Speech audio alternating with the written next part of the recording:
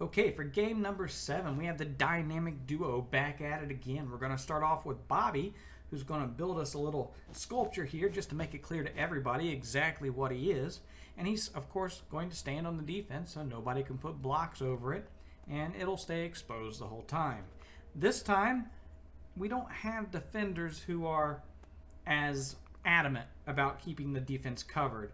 They give up a little easier this time, so Bobby gets his way and has the bed exposed so the other team can come in and break it no problem. And he keeps it that way for quite a while. He does dance around and stuff and move away from the top of the bed when nobody's around. You know, you got to stretch your legs a little bit once in a while. It's pretty hard to stand on a bed doing nothing but hurting your team the entire game. So, yeah, eventually, red guy comes in, gets the bed. Bobby gets out of his way to make sure he doesn't mess anything up, you know. And then here over on the heart defense, we have Mime Pro, who is spamming water and castles all around the defense, and he is not doing this to help his team. People cannot make the argument that, oh, well, maybe he's just bad at playing defense and he thinks this is helping. No, you can't be that stupid.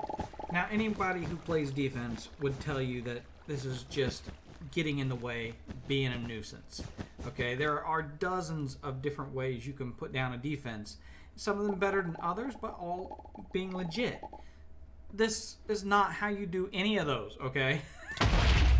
And here, after he kind of griefed the heart defense, he comes over to spread a little love at the square defense.